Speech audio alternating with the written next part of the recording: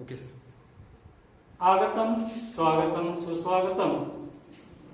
चला, कवितेच्या बनात या उपक्रमांतर्गत चालू असलेला वाचक संवाद आज 221वे पुष्प गुंफलं जात आहे. कोरोना या महामारीच्या संकटात आपण सर्वजण घरामध्ये आहोत. घरात नसाल तर आमची विनंती आहे, आपण घरामध्येच राहावं, घरच्या बाहेर निघू नये. आपण घरच्या बाहेर निघणं म्हणजे स्वतःला त्रास करून घेणं आणि इतरांनाही त्रास देणं आहे. तेव्हा विनंती आहे, आपण आपल्या आपल्या घरी राहावं. आणि हा कार्यक्रम आपल्याला आम्ही आपल्या घरापर्यंत पोहोचवत आहोत व्हॉट्सअप आणि युट्यूबच्या माध्यमातून. युट्यूब आणि व्हॉट्सअपवरती हा कार्यक्रम लाईव्ह आहे, आपण पाहू शकता. आपले काही प्रश्न असतील, चर्चेमध्ये सहभाग नोंदवायचा असेल तर आपण प्रश्न करू शकता. तेव्हा संवादकाचं बोलणं झाल्यानंतर आपल्याला त्या चर्चेला परवानगी दिली जाणार आहे. रसिको, आज श्रावण महिन्याची आता सुरुवात व्हायला लागलेली आहे. 221वे पुष्प या ठिकाणी आज सर हे इथं बंद करायचं कॉल. तर 221वे पुष्प या ठिकाणी आपण गुंफत आहोत. आज आपल्याशी संवाद साधण्यासाठी आदरणीय प्राध्यापक शिवाजीराव गंगाबाई ज्ञानोबा मुळे हे आज आपल्याशी संवाद साधण्यासाठी या ठिकाणी आलेले आहेत. आणि ते राजर्षी शाहू महाराजांचे कार्य भारतीय समाज सुधारकांच्या चळवळीमध्ये ऐतिहासिक महत्व या मोहन काळकुटे यांनी संपादित केलेल्या साहित्यकृतीवर आपल्याशी संवाद साधणार आहे. आणि आजच्या या कार्यक्रमासाठी अध्यक्ष म्हणून पंचायत समिती उदगीरचे सदस्य जिल्हा परिषद सदस्य ज्ञानेश्वर सीनाबाई विश्वंभर पाटील यांना विनंती करतोय त्यांनी आपलं अध्यक्षस्थान ग्रहण करावं. आदरणीय ज्ञानेश्वर सीनाबाई विश्वंभर पाटील हे चळवळीतलं नेतृत्व आहे. समाजासाठी ज्यांनी आयुष्य वेचलेलं आहे, वेचत आहेत. समाजासाठीची तळमळ त्यांच्यामधली सर्वांना ज्ञात आहे, त्याबद्दल मी जास्त बोलणार नाहीये. आणि शिवाजीराव मुळे हे पेशानं प्राध्यापक असले तरी त्यांची खरी ओळख पहिलवान म्हणूनच समाजामध्ये जास्त आहे. आणि त्यांच्या या ताकदीचा उपयोग, प्राध्यापकातल्या बुद्धीचा उपयोग हे समाजासाठी ते करत आहेत. आणि म्हणून समाजामध्ये या दोन्ही महोदयांना एक मानाचं स्थान आहे. आज या वाचक संवादामध्ये प्राध्यापक शिवाजीराव गंगाबाई ज्ञानोबा मुळे हे संवाद साधणार आहेत. ते प्राध्यापक मोहन काळकुटे यांच्या साहित्यकृतीवर. त्यांना मी आमच्या या कार्यक्रमाची थोडक्यात रूपरेषा सांगू इच्छितोय. हा कार्यक्रम साधारणतः 1.5 तासाचा कार्यक्रम आहे. 1 तास संवादक आपल्याशी संवाद साधतात. त्यानंतर पुढच्या कार्यक्रमामध्ये त्यांचा संवाद संपल्यानंतर रसिकांची चर्चा होते. आपण सर्वजण लाईव्ह आहात, त्यामुळं फेसबुकवर कॉमेंट्स करून आपण चर्चेमध्ये सहभाग नोंदवू शकता. माझी विनंती आहे, कॉमेंटच्या माध्यमातून आपण चर्चा करू शकता. आपण चर्चा करावी. आणि चर्चा झाल्यानंतर उपस्थितांना जन्मदिनाची ग्रंथभेट ही आमची प्रथा आहे.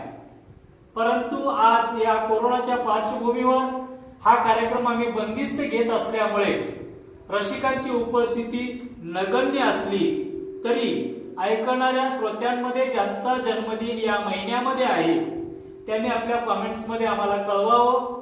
आपल्या जन्मदिनाची ग्रंथभेट आम्ही आपल्यापर्यंत पुरवण्याचा प्रयत्न करू. त्यानंतर अध्यक्षीय समारोप होईल आणि अध्यक्षीय समारोपानंतर आभार प्रदर्शनानं कार्यक्रमाची सांगता होईल. अशा पद्धतीचा हा कार्यक्रम तेव्हा मी आदरणीय प्राध्यापक शिवाजीराव गंगाबाई ज्ञानोबा मुळे यांना विनंती करतोय की छत्रपती राजर्षी शाहू महाराजांचे कार्य भारतीय समाज सुधारकांच्या चळवळीमध्ये त्याचं ऐतिहासिक महत्व याचं जे संपादन प्राध्यापक मोहन काळकोटे यांनी केलेलं आहे त्यावर आम्हा श्रोत्यांशी आपण संवाद साधावा अशी विनंती करतोय. आदरणीय प्राध्यापक शिवाजीराव मुळे सर, ऐकूया.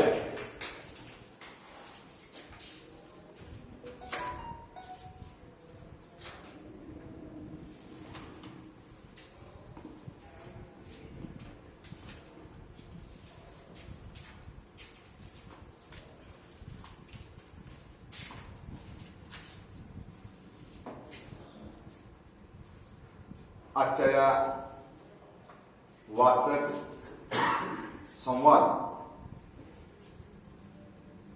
चला कवितेच्या बनात या कार्यक्रमाचे अध्यक्ष आमचे जिल्हा परिषदेचे सदस्य ज्ञानेश्वरजी पाटील, ज्यांनी हा कार्यक्रम आयोजित केला, ज्यांच्या प्रेरणेतून हा कार्यक्रम घडून येत आहे, ते आमचे मित्र आनंदजी कदम. त्याचबरोबर या ठिकाणी जमलेले सर्व सन्माननीय. आजचा जो कार्यक्रम आहे तो कार्यक्रम बंदिस्त कोरोनाच्या पार्श्वभूमीमुळे छोट्याखानी घेण्यात येत आहे आणि हा कार्यक्रम लोकांपर्यंत पोहोचवण्यासाठी आमचे मित्र आनंदजी कदम सर्वोती प्रयत्न करत आहे. खरं म्हणजे छत्रपती राजर्षी शाहू महाराजांच्या कार्याचे भारतातील समाज सुधारकांच्या चळवळीतील योगदान प्राध्यापक मोहन काळकोटे यांचे लिखित यांच्यावरती आज वाचक संवाद कार्यक्रम ठेवण्यात आलेला आहे. जर खऱ्या अर्थानं समाज सुधारकांच्या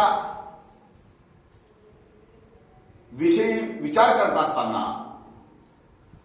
आपल्याला सर्वप्रथम या देशामध्ये सामाजिक क्रांती घडवून आणण्याचं काम महात्मा गौतम बुद्धाने इसवी पूर्व 563 मध्ये ज्यांचा जन्म झाला त्या महामानवाने खऱ्या अर्थानं या देशामध्ये सामाजिक क्रांती घडवून आणण्याचा प्रयत्न केलेला आपल्याला दिसून येतो. म्हणजेच त्या काळामध्ये हिंदू धर्मामध्ये धार्मिक कर्मकांड, चातुर्वर्ण्य व्यवस्था या सर्व बाबीचा विचार केल्यानंतर जेव्हा महात्मा गौतम बुद्धाला दारिद्र्य, दुःख अशा अनेक गोष्टींचा जेव्हा प्रत्यय आला, एका राजघराण्यामध्ये जन्माला आलेल्या राजपुत्राला ही जेव्हा गोष्ट सामाजिक सुधारणा करावी अशी वाटू लागली, तेव्हा त्यांनी स्वतःच्या घराचा त्याग केला आणि त्यांनी आपल्या बुद्धीला पटणारे वर्तन लोकांमध्ये घडलं पाहिजे यासाठी बिहार येथील गया येथे पिंपळाच्या झाडाखाली अतिशय कठोर तपश्चर्या केली. त्या ठिकाणी त्यांना दिव्य ज्ञान प्राप्त झालं. त्यानंतर त्यांनी या सर्व दुःखाचं मूळ अभिलाषा, मोह आणि अविद्या म्हणजे शिक्षण या विषयावरती बोट ठेवलं आणि जोपर्यंत समाजामध्ये शिक्षणाची प्रगती होणार नाही तोपर्यंत या ठिकाणी सामाजिक परिवर्तन घडून येऊ शकणार नाही अशा पद्धतीचे विचार महात्मा गौतम बुद्धांनी आपल्याला मांडले. म्हणजे छत्रपती शाहू महाराजांनी, महात्मा गौतम बुद्ध, महात्मा बसवेश्वर, छत्रपती शिवाजी महाराज, महात्मा ज्योतिबा फुले यांच्या विचाराचा समग्र वारसा पुढे चालवलेला आपल्याला दिसून येतो. कारण महात्मा गौतम बुद्धांनी या ठिकाणी ज्या हिंदू धर्मामध्ये सर्वांना समानतेची वागणूक मिळत नाही, ज्या धर्मामध्ये लोकांना उच्च नीच, वर्ण व्यवस्था, जाती व्यवस्थेमध्ये गुरफटलेला समाज होता, त्या समाजाचा जर उद्धार करायचा असेल तर महात्मा गौतम बुद्धांनी सर्वांना सामावून घेणारा धर्म म्हणजे बौद्ध धर्माची स्थापना केली. बौद्ध धर्माच्या स्थापनेचा मुख्य उद्देश काय होता तर सर्व जाती धर्मातील लोकांना समानतेची वागणूक मिळाली पाहिजे, सर्वांना समानतेचं जीवन जगता आलं पाहिजे, या उद्देशानं महात्मा गौतम बुद्धांनी बौद्ध धर्माची स्थापना केली आणि अनेक जाती धर्मातील लोकांना या धर्मामध्ये सामावून घेतले. जो कोणी बौद्ध धर्माची शिक्षा घेईल त्याला बौद्ध धर्मामध्ये समानतेची वागणूक मिळेल अशा पद्धतीचे विचार त्या काळामध्ये महात्मा गौतम बुद्धाने या ठिकाणी मांडलेले आपल्याला दिसून येतात. पुढे 12व्या शतकामध्ये एका ब्राह्मण कुटुंबामध्ये जन्माला आलेले महात्मा बसवेश्वर यांनी पण हेच विचार मांडले. कारण ज्या धर्मामध्ये जन्माला आलेल्या लोकांना त्यांच्या विचारानुसार, त्यांच्या धर्मानुसार कृती करता येत नाही, या ठिकाणी त्यांचे धर्मग्रंथ वाचण्याची बंदी इतर लोकांवरती आहे. त्यामुळे महात्मा गौतम बुद्ध महात्मा बसवेश्वरांना वाटायला लागलं की ज्या समाजामध्ये स्पृश्य अस्पृश्य मानव म्हणून जगता येत नाही, ही वागणूक मिळते, त्या काळामध्ये महात्मा बसवेश्वरांच्या मनाला हे विचार पटण्यासाठी महात्मा बसवेश्वरांच्या बाबतीत सांगत असताना पुढे आपल्याला असं दिसून येतं की महात्मा बसवेश्वरांनी ब्राह्मण कुटुंबामध्ये जन्म झाल्यामुळे त्यांच्या वडिलांनी त्यांचा जेव्हा उपनयन संस्कार ठेवला त्यावेळेस उपनयन संस्काराला महात्मा बसवेश्वरांनी विरोध केला. त्यावेळी त्यांच्या सोगेश्वरांनी, नातलगातल्या लोकांनी त्यांना भरपूर समजावण्याचा प्रयत्न केला. त्यावेळेस महात्मा बसवेश्वर यांनी एक प्रश्न त्यांना विचारला की माझी बहीण माझ्यापेक्षा मोठी आहे, तिचा उपनयन संस्कार का केला गेला नाही, अशा पद्धतीचे प्रश्न विचारल्यानंतर त्यांच्या प्रश्नाचं उत्तर कोणीही देऊ शकलं नाही. तेव्हा महात्मा बसवेश्वर म्हणाले ज्या धर्मामध्ये ज्या ठिकाणी स्त्री आणि पुरुषांना समानतेची वागणूक मिळत नाही तो धर्म कसला, तो उपनयन संस्कार कसला, अशा पद्धतीचे त्यांनी विचार मांडले. या ठिकाणी बसवेश्वराच्या काळामध्ये जातीनुसार परीट, नावी, धनगर, कोष्टी, चांभार, कोळी, सोनार अशा अनेक जाती व्यवस्थेमध्ये समाज विभागला गेला होता. तेव्हा बसवेश्वर महाराजांनी नवीन लिंगायत धर्माची स्थापना केली आणि बसवेश्वरांनी लिंगायत धर्माची स्थापना करताना जो व्यक्ती लिंग धारण करेल, जो व्यक्ती लिंगाची पूजा करेल आणि त्याला लिंगायत धर्मामध्ये स्थान असेल आणि या ठिकाणी अस्पृश्यता किंवा जातीभेद पाळला जाणार नाही, सर्वांना समानतेची वागणूक मिळेल, प्रत्येकाला आपल्या चालीरीती धार्मिक स्वातंत्र्य असेल, अशा पद्धतीचे विचार या ठिकाणी आपल्याला बसवेश्वरांनी मांडलेले दिसून येतात.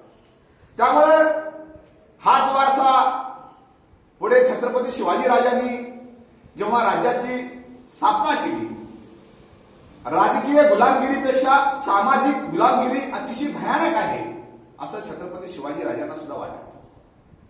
कारण त्या काळामध्ये सरंजामशाही पद्धत होती, राजेशाही होती.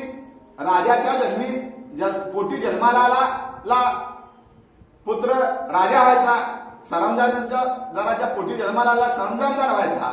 आणि ही मंडळी सर्वसामान्य लोकांची पिळवणूक करायची, सर्वसामान्य लोकांवरती अत्याचार करायचे, स्त्रियावरती अत्याचार व्हायचे. तेव्हा जिजाऊ साहेबांनी छत्रपती शिवाजी राजांना घडवलं आणि पुढे छत्रपती शिवाजी राजांनी सर्व जाती धर्मातील लोकांना एकत्र करून या ठिकाणी स्वराज्याची स्थापना केली. स्वराज्याची स्थापना केली नाही तर पुढे छत्रपती शिवाजी राजांनी योग्यतेनुसार पद देण्याची पद्धत सुद्धा अवलंबली की त्या काळामध्ये छत्रपती शिवाजी राजांनी अस्पृश्य समजल्या जाणाऱ्या लोकांना किल्लेदार म्हणून नेमलं, किल्ल्यांचे प्रमुख म्हणून नेमले. म्हणजेच त्या काळामध्ये ज्या पद्धतीनं छोटे छोटे जहागीरदार होते, छोटे छोटे सरंजामदार होते, यांच्या सर्व वतना बरखास्त केली आणि त्या ठिकाणी किल्लेदार प्रमुख म्हणून नेमले. म्हणजेच राज्यकारभारामध्ये अस्पृश्य जातीच्या लोकांना छत्रपती शिवाजी राजांनी सामावून घेतलं होतं हे आपल्याला पुढे दिसून येतं. म्हणजेच छत्रपतीच्या काळामध्ये सुद्धा जातीयता होती, अस्पृश्यता होती, परंतु या सर्व जाती धर्माची बंधनं झुगारून राजांनी सर्वांना समानतेची वागणूक, न्यायाची वागणूक देण्याचं काम केलेलं दिसून येतं. आपल्याला पुढे इतिहासामध्ये एक राजाच्या पाटलाची गोष्ट परिचित आहे. स्त्रियांच्या बाबतीमध्ये एका गरीब शेतकऱ्यांच्या मुलीची राजाच्या पाटलानं अब्रू लुटली. तेव्हा छत्रपती शिवाजी राजांनी त्या राजाच्या पाटलाला हातपाय तोडण्याची शिक्षा दिली. म्हणजेच राजांनी स्त्रियांच्या बाबतीमध्ये जे धोरण अवलंबन होतं, पुढे भविष्यकाळामध्ये सुद्धा अशी वाईट नजरेनं स्त्रीकडे कुणीही बघणार नाही, अशा पद्धतीचं वर्तन कुणीही करणार नाही, याची छत्रपती शिवाजी राजांनी दक्षता घेतली.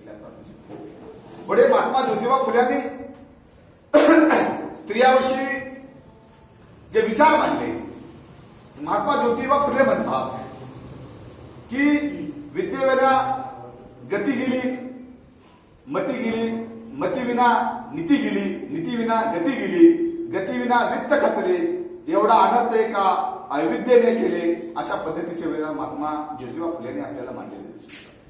म्हणजेच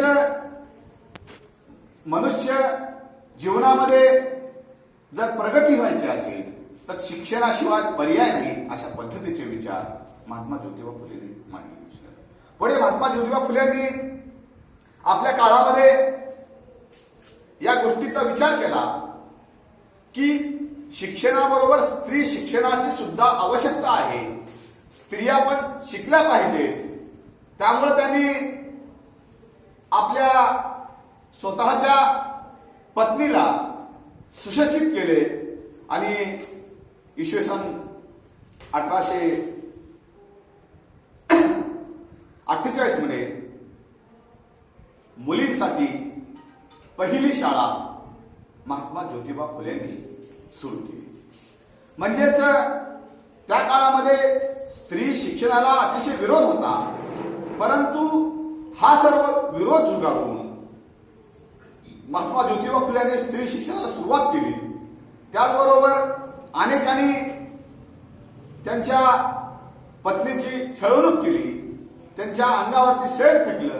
म्हणजे स्त्री शिक्षिका म्हणून, पहिली स्त्री शिक्षिका म्हणून या देशामध्ये जर कोण असेल तर सावित्रीबाई फुले होत्या.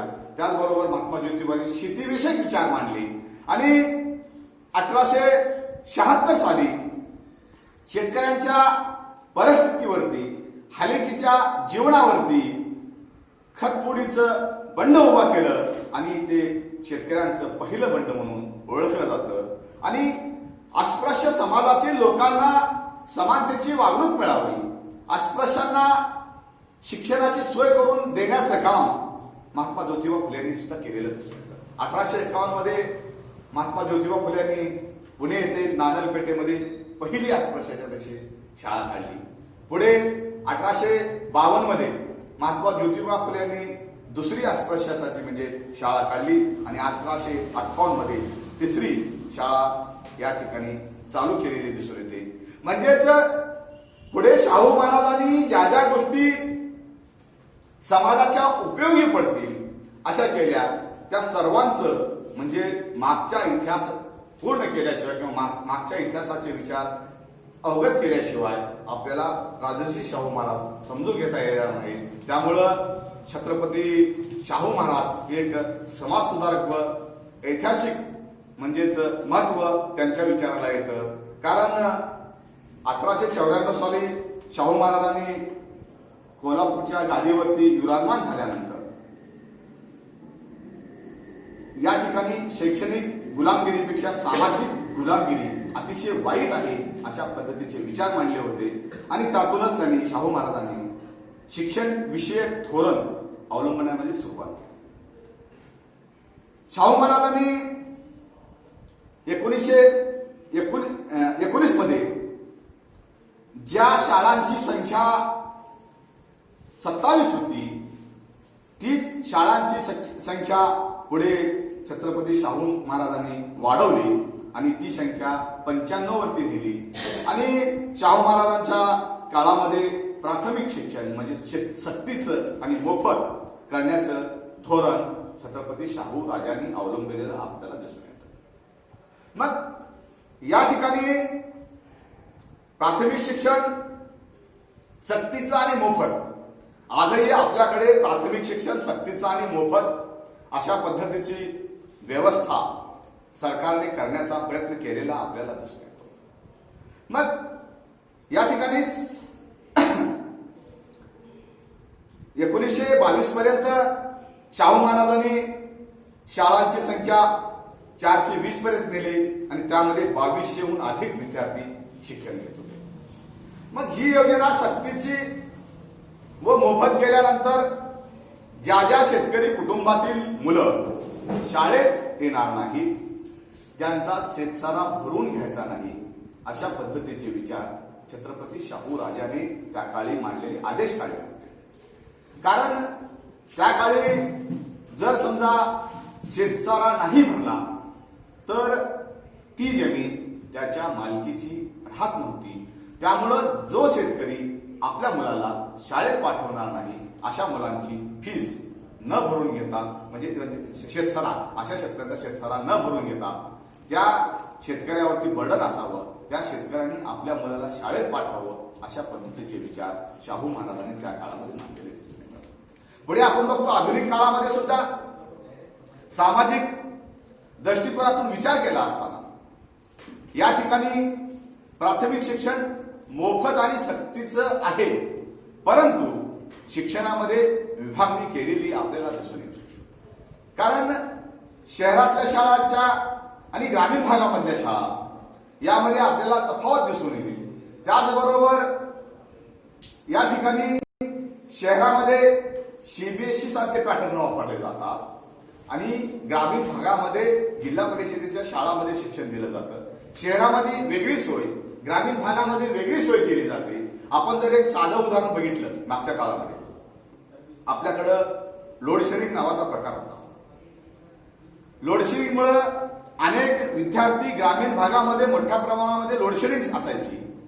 विद्यार्थ्यांना अभ्यास करण्यासाठी अनेक अडचणी निर्माण व्हायच्या आणि त्याच काळामध्ये परीक्षेच्या काळामध्ये शहरामध्ये मात्र कुठल्याही प्रकारची लोडशेडिंग नव्हती. म्हणजे ते ग्रामीण भाग आणि शहरी भाग यामध्ये तफावत केलेली आपल्याला दिसून येते. त्यामुळं या ठिकाणी शाहू महाराजांनी जे शिक्षणाबाबतीचं धोरण अवलंबलं ते अतिशय चांगलं धोरण होतं. यापूर्वी कोणत्याही राजाने आपल्या राज्यामध्ये अशा पद्धतीचं धोरण अवलंबलेलं दिसून आलं नाही. त्यामुळं भारताच्या सामाजिक सुधारणेमध्ये छत्रपती शाहू महाराजांचा सिंहाचा वाटा होता. शाहू महाराजांनी शिक्षणाकडे जेवढं लक्ष दिलं तेवढं लक्ष कोणत्याही राजाने त्या काळामध्ये आपल्याला दिलेलं दिसून येत नाही. त्यामुळे शाहू महाराज आपल्या नाशिक येथे भाषणात म्हणतात, खालच्या वर्गाच्या लोकांवर जे जुलूम अत्याचार होतात ते नष्ट करायचे असतील तर शिक्षणाशिवाय पर्याय नाही आणि शिक्षणाशिवाय त्या लोकांमध्ये सामर्थ्य निर्माण होणार नाही. त्यामुळे शाहू महाराज नेहमी म्हणायचे की जोपर्यंत माणसं सुशिक्षित होणार नाहीत, शिकणार नाहीत, तोपर्यंत त्यांची प्रगती घडून येणार नाही. त्यामुळे शिक्षणाशिवाय किंवा शिकल्याशिवाय मनुष्य हा पूर्णत्व बनू शकत नाही, अन्यायाच्या विरुद्ध लढू शकत नाही. त्यामुळं शिक्षण हे अतिशय महत्वाचं आहे. अशा पद्धतीचे विचार शाहू महाराजांनी त्या काळात मांडलेले आपल्याला दिसून येतात. पुढे छत्रपती शाहू महाराजांनी अनेक महाविद्यालयाची स्थापना केली, अनेक शाळांची स्थापना केली. जे समाज शिक्षणापासून वंचित आहे, ज्या समाजाच्या लोकांना शिक्षण मिळत नाही, अशासाठी त्यांनी शाळेची निर्मिती करत असतानाच सवलती सुद्धा देण्यास सुरुवात केली. छत्रपती शाहू महाराजांनी आपल्या राज्यामध्ये खालच्या किंवा अस्पृश्य समजल्या जाणाऱ्या लोकांना शिक्षण मिळावं यासाठी अस्पृश्याच्या शाळा ज्या होत्या त्या शाळा बंद करून सर्वांना एकत्र शिक्षण देण्याची सोय केली. कारण अस्पृश्य समजल्या जाणाऱ्या लोकांसाठी वेगळी शाळा आणि स्पृश्य समजल्या जाणाऱ्या उच्चवर्णीयासाठी वेगळी शाळेची पद्धत होती. परंतु छत्रपती शाहू राजांनी ही म्हणजेच शाळेची जी विभागणी होती ती बंद केली आणि अस्पृश्य किंवा उच्चवर्णीय न मानता सर्वांना समानतेची वागणूक मिळावी या उद्देशानं शाहू महाराजांनी अस्पृश्याची शाळा बंद करून सर्वांना एकाच ठिकाणी एकाच शाळेमध्ये प्रवेश देऊन एकत्र शिक्षणाची सोय उपलब्ध करून दिली. त्यामुळं त्यांचा मान सन्मान वाढला. प्रत्येकाला आपण खालच्या दर्जातले आहोत ही भावना किंवा आपण अस्पृश्य आहोत ही भावना त्यांच्या मनामध्ये राहू नये यासाठी छत्रपती शाहू राजांनी आपल्याला प्रयत्न केले. पुढे शाहू राजांनी आपले विचार मांडत असताना सांगितले पाटील शाळा आणि तलाठी शाळा. म्हणजेच गावचा कारभार हा पूर्वी पाटलाकडे असायचा. त्यांच्या हाताखाली तलाठी किंवा कुलकर्णी मदतीला असायचे. पाटील हे असशिक्षित होते. अनेक पाटलांना त्या ठिकाणी वाचता लिहिता येत नव्हतं. त्यामुळं त्यांच्या हाताखालील मंडळी त्याचा गैरफायदा घ्यायची. त्यामुळं या लोकांना शिक्षण देऊन त्यांना सुशिक्षित लिहिता वाचता येण्यासारखी त्यांना ट्रेनिंग देऊन शाहूने सुशिक्षित केले. म्हणजेच त्यांच्या हाताखालच्या लोकांकडून गैरकारभार होऊ नये, त्यांना अंधारात ठेवून अनेक कामं म्हणजेच गैरकारभाराची होऊ नये हाही उद्देश त्या ठिकाणी शाहू महाराजांचा होता. त्या ठिकाणी आपला सांगू शकतो. त्याचबरोबर शाहू महाराजांनी मनुसंमती म्हणजे ज्या धर्मात ज्यांचा जन्म झाला, ज्या धर्मातील लोकांना त्यांचे धर्मग्रंथ वाचण्याचा अधिकार नाही, ज्या लोकांना ते धर्मग्रंथ वाचता येत नाही, त्यामुळं आपल्या हिंदू समाजामध्ये अतिशय दयनीय अवस्था निर्माण झाली होती. शिक्षणाचा ममता उच्चवर्णीय लोकांनी घेतला होता. उच्चवर्णीय समाज हाच शिकत होता आणि जे अस्पृश्य समजले जाणार होते, भोजन समजले जात होते, या लोकांना कुठलाही शिक्षणाचा अधिकार नव्हता. अशा पद्धतीची परिस्थिती होती. त्या काळामध्ये या ठिकाणी शाहू महाराजांनी हे सर्व झुगारून देऊन सर्वांना शिक्षणाची सोय करून देण्याचं काम म्हणजेच अस्पृश्य असतील, बहुजन असतील, सर्व जाती धर्मातील लोकांनी शिकलं पाहिजे. त्यांना सन्मानाची वागणूक मिळाली पाहिजे. त्यांना आपल्या धर्माचे ग्रंथ वाचता आले पाहिजे. त्यामुळं धार्मिक अभ्यास सुद्धा करता आला पाहिजे. निरनिळ्या जातीचे बंधनं झुगारून देऊन हे सर्व बंधनं झुगारून शाहू महाराजांनी खालच्या जातीतील लोकांना विद्येचे दरवाजे उघड करून दिलेले आपल्याला दिसतात. म्हणजेच या ठिकाणी सांगत असताना स्वतःचे धर्मग्रंथ असतील, वेद असेल, वाचण्याची मनाई होती. कारण खालच्या लोकांनी जर वेद वाचला तर धर्म बुडतो. अस्पृश्य लोकांनी धर्मग्रंथ वाचायचे नाहीत असा अधिकृत नियम होता. त्यामुळं ही सर्व बंधनं झुगारून देऊन सर्वांना या ठिकाणी धार्मिक बंधनामध्ये मुक्त करून सर्वांची समानतेची वागणूक शाहू महाराजांनी आपल्या काळात केली. पुढे शाहू राजांनी प्रत्येक जातीसाठी स्वतंत्र वसतिगृहाची निर्मिती केली. मग स्वतंत्र वसतिगृहाची निर्मिती करत असताना अनेक लोकांनी जातीला किंवा धर्माला खतपाणी घातले. शाहू महाराजांनी अशा पद्धतीचा उल्लेख केला गेला. परंतु शाहू महाराजांनी त्याचा म्हणजेच सांगत असताना असं सांगितलं की त्यांच्या प्रत्येक जातीतील लोकांसाठी वेगवेगळी वसतिगृह निर्माण केल्यामुळं त्या जातीतील किंवा धर्मातील लोकांकडून आर्थिक सहाय्य घेऊन प्रत्येकाची मदत घेऊन या ठिकाणी ही हॉस्टेल किंवा वसतिगृह वसतिगृह चालवल्यामुळं त्या समाजातील लोकांना आपुलकीची भावना निर्माण होईल आणि ते लोक एकत्र येतील आणि शिकतील, ही भावना पुढे दरवळत गेली. कारण छत्रपती शाहू महाराजांनी सार्वजनिक हॉस्टेलची जेव्हा निर्मिती केली तेव्हा अनेक लोक त्या हॉस्टेलमध्ये किंवा बोर्डिंगमध्ये येऊन राहण्यास तयार नव्हते. तेव्हा हे शाहू महाराजांच्या लक्षात आलं. तेव्हा वेगवेगळ्या जातीसाठी, वेगवेगळ्या धर्मासाठी त्या ठिकाणी वेगवेगळी वसतिगृह निर्माण केली गेली. म्हणजेच सर्वांनी एकत्र येऊन या ठिकाणी वसतिगृहामध्ये राहावं आणि शिक्षण घ्यावं, हाच त्यामागचा उद्देश होता. शाहू महाराजांनी Shivaji Maratha society, Tarabai boarding, Jain boarding, Lingayat hostel, Somvanshi समाज बोर्डिंग, दलित वसतिगृह, नागपूर येथे चोखामेळा बोर्डिंग ही योजना म्हणजे वसतिगृह चालू केली होती. पुढे छत्रपती शाहूराजांनी 15% विद्यार्थ्यांना फी माफीची योजना लागू केली. 15% विद्यार्थ्यांना फी माफीची योजना लागू केल्यानंतर छत्रपती शाहू महाराजांच्या लक्षात आलं की जे शिकलेले आहेत, जे आर्थिकदृष्ट्या सदन आहेत, हीच मंडळी त्याचा फायदा घेत आहे. तेव्हा शाहू महाराजांनी त्यामध्ये 50% फी माफीची योजना आर्थिक दुर्बल घटकातील लोकांना व 50% सर्वांना अशा पद्धतीची योजना लागू केली. म्हणजे जेणेकरून शिकलेल्या लोकांनीच, आर्थिक बाबतीत सदन असलेल्या लोकांनी याचा फायदा न घेता सर्वसामान्य जातीतील आणि खालच्या आर्थिक दुर्बल घटकातील लोकांना याचा फायदा व्हावा, हे या ठिकाणी त्यांचा मुख्य उद्देश होता. पुढे एक आपल्याला असं सांगता येतं की छत्रपती शाहूराजे हे जगाच्या पाठीवर देशामध्ये देवस्थानाचा पैसा शिक्षणावरती खर्च करणारे हे पहिले राजे आहे.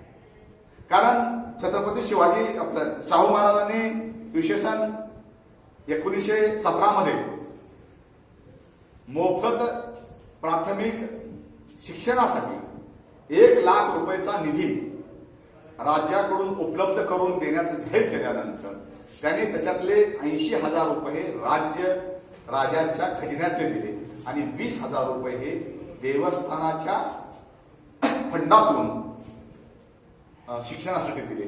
म्हणजेच या ठिकाणी आपल्या देशामध्ये देवस्थानाच्या पैशातून शिक्षणासाठी खर्च करणारा हा पहिला राजा, म्हणजेच जाती धर्माच्या पलीकडे जाऊन किंवा देवतांच्या मंदिराच्या पूजे अर्चेच्या बांधकाम उभं करून मंदिर उभे करण्यापेक्षा त्या देशामध्ये शाळा उभा करून लोक शिकले पाहिजेत, हा त्यांचा यामागचा उद्देश होता. त्या काळामध्ये इंग्रज सरकार 1 लाख रुपये शिक्षणासाठी खर्च होतं. त्यामध्ये गुजरात, मुंबई, सिंध, कर्नाटक प्रांताच्या शिक्षणावरती इंग्रज सरकारचा 1 लाख रुपये खर्च होता.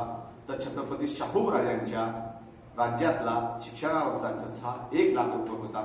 म्हणजे छत्रपती शाहू महाराज हे शिक्षणाच्या बाबतीत किती जागरूक होते आणि त्यांच्या मनामध्ये शिक्षणाविषयी किती प्रेम होतं, लोक शिकली पाहिजेत ही दृष्टी त्यांच्यामध्ये होती. त्यामुळं छत्रपती शाहू राजांना एक चांगले राजे आणि समाज उद्धारक म्हणून असा उल्लेख केला जातो. कारण आपण आज जे शिकत आहोत, आपण आज जे समाजामध्ये मानाच्या पदव्या असतील किंवा ताटमानाने जगत आहोत, त्याचं मूल्य कुठं असेल तर छत्रपती शाहू महाराजांच्या राज्यामध्ये होतं असं म्हणलं तर वावगं ठरणार. कारण पूर्वीच्या काळी शिक्षणासाठी सर्वांसाठी दारं खुली नव्हती, परंतु शाहू राजांनी आपल्या राज्यातील सर्व जाती धर्मातील लोक शिकले पाहिजे, उच्च पदावरती गेले पाहिजे आणि सर्वांना मानाचं स्थान मिळालं पाहिजे, ही भावना त्यांची होती. त्याच भावनेतून लोकशाहीचं खरं गोष्ट किंवा लोकशाही पद्धतीचं खरं राज्य शाहूंच्या काळामध्ये होतं असं म्हणलं तरी ते वावगं ठरू शकतं. त्याचबरोबर छत्रपती शाहू राजांच्या मनामध्ये एक भावना होती की या राज्यातील मराठी म्हणजे हा जातीवाचक शब्द नसून भाषावाचक शब्द आहे. मराठी माणसाने शिकलं पाहिजे, मराठी माणसाने उद्योगधंदे केले पाहिजेत आणि उद्योगधंद्याच्या बाबतीतून मराठी माणसानं पुढे गेले पाहिजे म्हणजे जर छत्रपती शाहू महाराजांचा जर धोरण पाहिलं आपण तर आपल्या असं लक्षात येईल, आजही आपण बघतो उद्योगधंद्याच्या बाबतीमध्ये मराठी माणूस हा मागा आहे. कारण आपण जर बघितलात अनेक राज्यातील अनेक धर्मातील लोक उद्योगधंद्यामध्ये पुढे आहेत, परंतु महाराष्ट्रामध्ये मराठी माणूस हा उद्योगधंद्यामध्ये मागा आहे. अनेक प्रकारचे उद्योगधंदे महाराष्ट्रामध्ये बाहेरील गुजराती असतील, शिंदे असतील, मारवाडी असतील, अशा अनेक लोकांनी अनेक उद्योगधंदे या ठिकाणी उभे केलेले आपल्याला दिसून येतात. परंतु या मराठी माणसाचे उद्योगधंदे मोठ्या प्रमाणात या ठिकाणी उभे राहू शकले. आजची ही परिस्थिती तीच आहे.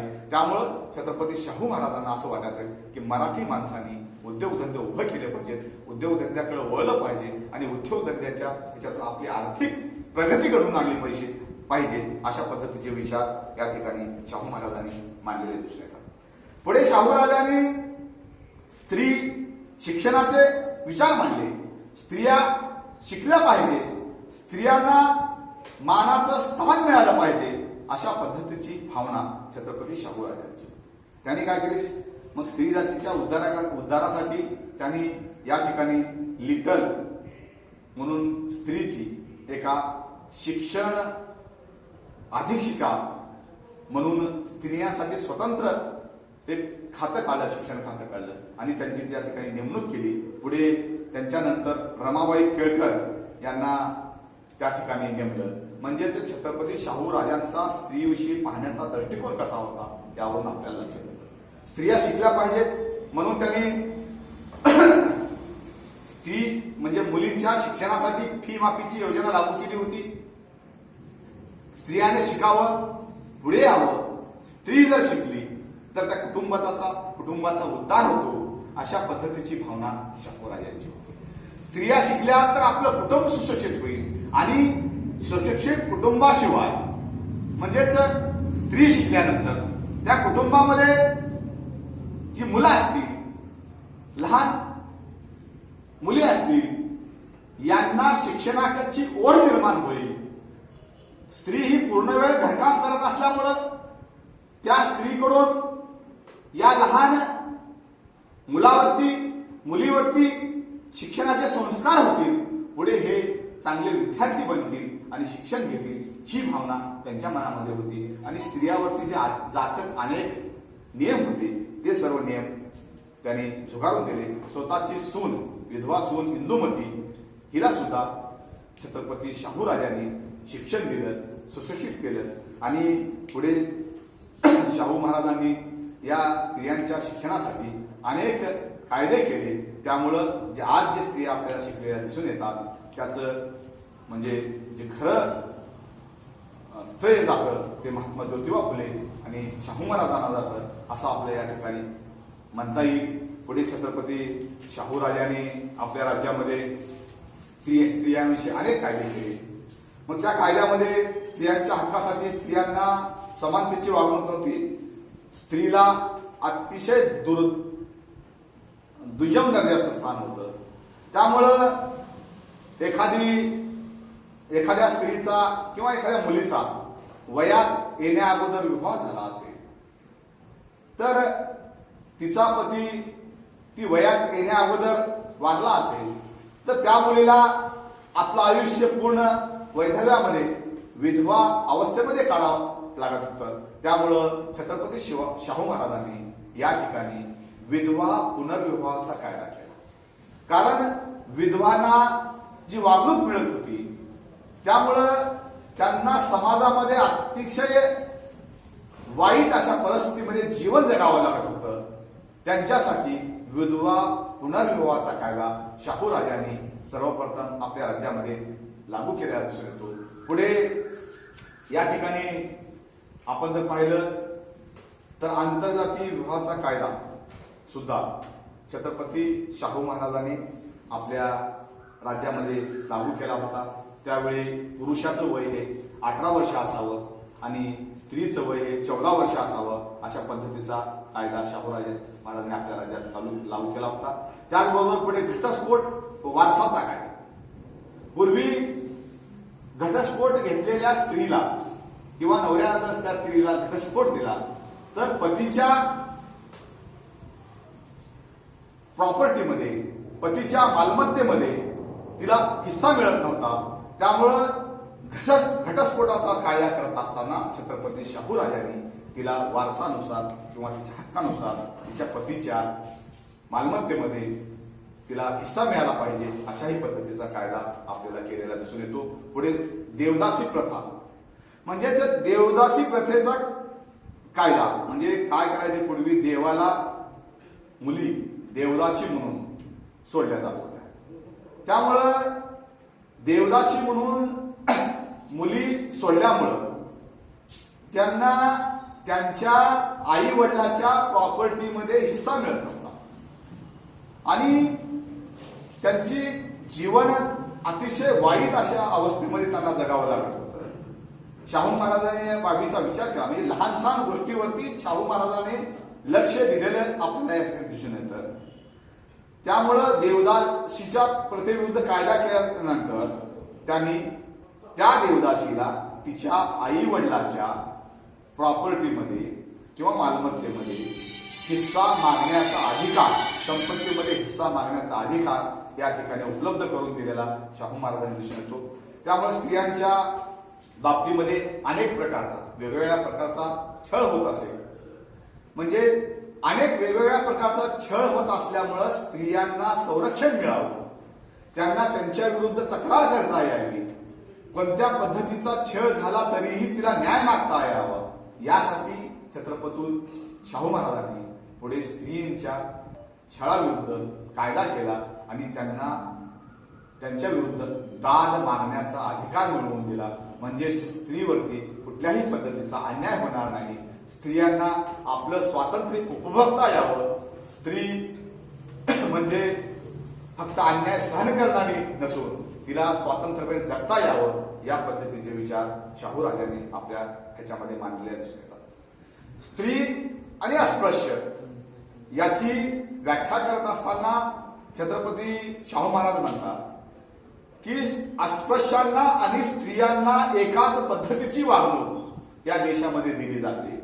अस्पृश्य आणि स्त्रिया यांना जोपर्यंत आपण अशा अन्यायकारक परिस्थितीतून मुक्त करणार नाही, अशा जाचातून त्यांना मुक्त करणार नाही, तोपर्यंत खऱ्या अर्थानं धार्मिक आणि सामाजिक स्वातंत्र्य नाही, अशा पद्धतीचं मत शाहू महाराजांचं होतं. त्यामुळे त्यांनी अस्पृश्याच्या शिक्षणासाठी, अस्पृश्याच्या उद्धारासाठी अनेक कायदे केले आणि अस्पृश्य लोकांसाठी स्वतंत्र शाळा उघडलेल्या आपल्याला दिसून येतं. अस्पृश्याच्या हुशार विद्यार्थ्यासाठी छत्रपती शाहू महाराजांनी शिष्यवृत्ती देण्याची योजना सुद्धा लागू केली. अस्पृश्य समजल्या जाणाऱ्या कुटुंबातील, अस्पृश्य समजल्या जाणाऱ्या जातीतील एखादा विद्यार्थी जर हुशार असेल आणि त्याची आर्थिक परिस्थिती अतिशय जर बेताची असेल तर तो विद्यार्थी शिक्षणापासून वंचित राहू नये, त्या विद्यार्थ्यावरती बौद्धिक क्षमता असून सुद्धा लाचारीचं जीवन जगता येऊ नये, यासाठी आर्थिक परिस्थितीमुळं तो शिक्षणातून वंचित राहू नये, यासाठी त्याने शिष्यवृत्तीची योजना लागू केली आणि सांगितलं की जो विद्यार्थी आर्थिक बाबतीत दुर्बल असेल, अस्पृश्य जरी असेल, त्याला शिष्यवृत्ती देण्याची त्यांनी योजना लागू केली. आणि 7 एप्रिल 1919 रोजी त्यांनी एक आदेश काढला की अस्पृश्य समाजातील विद्यार्थ्यांसाठी वह्या, पाटी, पेन्सिल यासाठी 2,500 रुपये हे सरकारी खजिन्यातून खर्च करण्यात यावे, अशा पद्धतीचा आदेश त्यांनी काढलेला आपल्याला. पुढे अस्पृश्य समजला जाणारा लोकांची जातीवाचक आडनाव होतं. त्यामुळं शाहू महाराजांनी या जातीवाचक आडनावामध्ये बदल केला, जेणेकरून आडनावावरून त्या समाजातील अस्पृश्य लोकांवरती सामाजिक बंधनं येऊ नये, त्यांची अवहेलना होऊ नये, त्यांना त्यांची कुवत असताना त्यांच्या जातीवरून किंवा आडनावावरून त्यांना त्यांचा मान सन्मान न होता त्याला कमीपणाची वागणूक मिळू नये या उद्देशानं छत्रपती शाहू राजांनी पुढे जातीवाचक आडनावाची पद्धत बंद करून नवीन आडनावं त्यांना धारण करण्याची परवानगी दिली आणि त्यामुळं या ठिकाणी आपल्याला असं दिसून येतं की शाहू महाराज किती म्हणजे अतिशय धार्मिक आणि सामाजिक भावनेत त्यांचा किती गाढा अभ्यास होता असं आपल्याला सांगता येऊ शकतं. त्यांनी याच पद्धतीमुळं पुढे अस्पृश्य समाजाला जाणाऱ्या लोकांना भोजनालय चालू करून दिले. त्या ठिकाणी अस्पृश्यांना वकिलाच्या सनदी दिल्या. केशवराव पाटील यांना मित्र भोजनालय चालू करून दिले. गंगाधर कांबळे यांना हॉटेल सुरू करून दिले. म्हणजेच अस्पृश्य समाजाला जाणाऱ्या लोकांना सुद्धा या ठिकाणी कुठलाही व्यवसाय करता येऊ शकतो आणि त्या ठिकाणी हॉटेल सारखा व्यवसाय म्हणजे सर्व जाती धर्मातील लोक या ठिकाणी येऊन भोजन करतील आणि अस्पृश्यता ही राहणार नाही. लोकांच्या मनामध्ये अस्पृश्यतेविषयी असलेली भावना दूर होईल हा त्यांच्या पाठीमागचा उद्देश. पुढे डॉक्टर बाबासाहेब आंबेडकरांच्या मूक नायक या पाक्षिकाला छत्रपती शाहू महाराजांनी आर्थिक मदत केलेली आपल्याला दिसून येते. जेव्हा 20 मार्च 1920 रोजी माणगाव येथे अस्पृश्यासाठी एक पहिली परिषद भरवण्यात आली होती. छत्रपती शाहू राजांनी 20 मार्च 1920 रोजी माणगाव या ठिकाणी अस्पृश्य समाजासाठी पहिली परिषद भरवली आणि त्या परिषदेचं अध्यक्षपद हे डॉक्टर बाबासाहेब आंबेडकरांकडे दिलं. म्हणजे छत्रपती शिवाजी राजांचा छत्रपती शाहू महाराजांचा उद्देश काय होता बरं की अस्पृश्य समजल्या जाणाऱ्या समाजासाठी परिषद भरविल्यानंतर त्याचं अध्यक्ष स्थान हे डॉक्टर बाबासाहेब आंबेडकरांकडे देण्यामागचा उद्देश म्हणजेच या ठिकाणी लोकांच्या मनामध्ये एक राजा अस्पृश्य समाजातील तरुण मुलाला या परिषदेचं अध्यक्षपद देतो आणि त्याला मान सन्मान मिळवून देतो आणि ही उच्च नीचतेची भावना संपुष्टात आणण्यासाठी प्रयत्न करतो अशी भावना सर्व समाजातील स्तरामध्ये निर्माण व्हावी आणि त्यांना राजा हा आपला वाटावा आणि राज्यातील समाज हा आपला आहे आणि समाजाला राजा आपला वाटावा, राजाला समाज आपला वाटावा ही भावना पुढे रुजत जावी या उद्देशानं डॉक्टर बाबासाहेब आंबेडकरांना त्यांनी त्याचं अध्यक्षपद दिलं. म्हणजेच या ठिकाणी त्यांना मानाचं स्थान देऊन या ठिकाणी त्यांचा सन्मान केल्याचं आपल्याला दिसून येतं. त्याचबरोबर पुढे कोल्हापूरचे भवानी मंदिर अतिशय प्रसिद्ध असं मंदिर आहे. या ठिकाणी या जगदंबेच्या मंदिरामध्ये अस्पृश्य लोकांना जाण्याची परवानगी नव्हती. छत्रपती शाहू महाराजांच्या राज्यात कोल्हापूरमध्ये हे मंदिर होतं तेव्हा अस्पृश्य समाजासाठी हे मंदिर छत्रपती शाहू राजांनी खुलं केलं. म्हणजेच सर्व जाती धर्मातील लोकांना या मंदिरामध्ये जाऊन दर्शन घेता यावं, त्यांना आपण कुठेतरी कमी आहोत किंवा आपली अवहेलना होते ही भावना त्यांच्या मनामध्ये राहू नये या उद्देशानं त्यांना मंदिरामध्ये प्रवेश देण्याचं काम छत्रपती शाहू राजांनी केलेलं आपल्याला दिसून येतं. पुढे डॉक्टर बाबासाहेब आंबेडकरांनी काळाराम मंदिरामध्ये प्रवेश करण्यासाठी किंवा दर्शन घेण्यासाठी प्रयत्न केले ही आपल्याला माहित आहे. चौदार तळ्याचं पाणी ही आपल्याला माहित आहे. म्हणजेच छत्रपती शाहू राजे याच्या अगोदर म्हणजेच डॉक्टर बाबासाहेबांनी लढा उभं करण्याच्या अगोदर सुद्धा या ठिकाणी त्या समाजासाठी कार्य केलेलं आपल्याला सांगता येऊ शकतं. त्याचबरोबर शाहूराज महाराज म्हणायचे मराठे व धनगर एकाच जातीकुळातील आहेत अशी भूमिका शाहू राजांनी आपल्या विचारातून मांडलेली दिसून येते. पूर्वी काय होतं, जे गुन्हेगारी जातीचे लोक ज्या जातींना गुन्हेगार म्हणून ओळखलं जात होतं त्या गुन्हेगार समजल्या जातीतील लोकांना पोलीस स्टेशनला जाऊन हजेरी देण्याची पद्धत होती. म्हणजे गुन्हेगार समजल्या जाणाऱ्या लोकांना या ठिकाणी पोलीस स्टेशनला जाणे, हजेरी देणे आणि त्यांच्यावरती एक शिक्का बसला होता. ही सर्व जमात, ही सर्व जाती म्हणजेच गुन्हेगारी प्रवृत्तीची आहे. एखादा माणूस चांगला जरी असला, त्या जातीत जन्माला आला म्हणून किंवा तो त्या जातीत जन्माला आला म्हणून त्याला त्या पोलीस स्टेशनला जाऊन हजेरी देणं ही लाजिरवाणी गोष्ट होती. त्यामुळं छत्रपती शाहूराजाने पुढे गुन्हेगारी प्रवृत्तीच्या लोकांची जी पोलीस स्टेशनला हजेरी होती, ही हजेरी बंद केल्याचं काम आपल्याला या ठिकाणी शाहू महाराजांनी केलेले दिसून येतं. त्यामुळं पुढे जाऊन आपण विचार करत असताना सर्वात महत्वाचा मुद्दा म्हणजे छत्रपती शाहूराजांनी त्यांच्या काळामध्ये जे धोरण अवलंबलं त्यामध्ये सर्वात महत्वाचं जे धोरण होतं ते होतं आरक्षणाचं. म्हणजे आजही लोकशाहीच्या काळामध्ये अनेक जाती धर्मातील लोकांना आरक्षण मिळवण्यासाठी आंदोलन करावं लागत आहे, लढा उभा करावा लागत आहे, मोर्चे काढावे लागत आहे. परंतु त्या काळामध्ये छत्रपती शाहू राजांच्या काळामध्ये एकही मोर्चा आरक्षणासाठी निघालेला नव्हता किंवा आरक्षणासाठी कुणाचा आग्रही नव्हता. परंतु छत्रपती शाहू राजांना असं वाटलं की जर समाजाचा उद्धार करायचा असेल, सर्व जाती धर्मांना समानतेची वागणूक द्यायची असेल, सर्वांना बरोबर घेऊन चालायचं असेल, या अस्पृश्य समजल्या जाणाऱ्या, बहुजन समजल्या जाणाऱ्या समाजाचा जर उद्धार करायचा असेल तर त्यांना आरक्षण दिलं पाहिजे.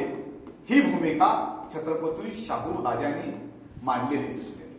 त्याने या ठिकाणी आपण बघतो मंडल आयोग लागू झाला, 50% आरक्षण जाहीर करण्यात आलं. त्यावेळेस अनेक लोकांनी लोकशाहीमध्ये सुद्धा या आरक्षणाला विरोध केलेला आपल्याला दिसून येतो.